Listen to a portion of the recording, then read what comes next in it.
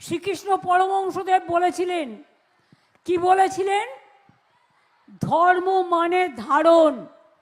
ধর্ম মানে কি?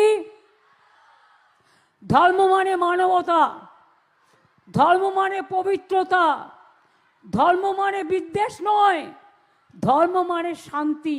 এক মাস আগেই রামকৃষ্ণকে শ্রীকৃষ্ণ পরমাংশ বলেছিলেন মমতাই, মনে করালো বিজেপি।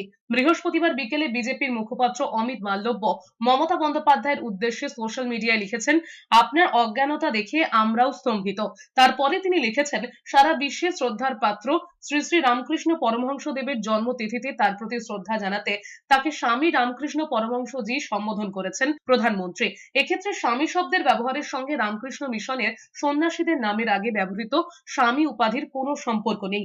এরপরেই 5ই জানুয়ারি গঙ্গাসাগর সেতুর শিলান্যাস কর্মসূচিতে মমতা বন্দ্যোপাধ্যায় যে বক্তৃতা দিয়েছিলেন তার অংশ বিশেষ ওই পোস্টে জুড়ে দিয়েছেন অমিত মাল্লব্য, যেখানে পশ্চিমবঙ্গের মুখ্যমন্ত্রীকে বলতে শোনা যাচ্ছে, শ্রীকৃষ্ণ পরমহংসদেব বলেছিলেন, তিনি বলেছিলেন, ধর্ম মানে ধারণ, ধর্ম মানে মানবতা, ধর্ম মানে পবিত্রতা, ধর্ম মানে বিদ্বেষ নয়, ধর্ম মানে শান্তি। একই সঙ্গে ওই ভিডিওতে রাজ্যের মুখ্যমন্ত্রী মমতা বন্দ্যোপাধ্যায়কে আবারও বলতে শোনা গিয়েছে, শ্রীকৃষ্ণ পরমহংসদেব যিনি গীতার বাণী দিয়েছিলেন, উপদেশ দিয়েছিলেন,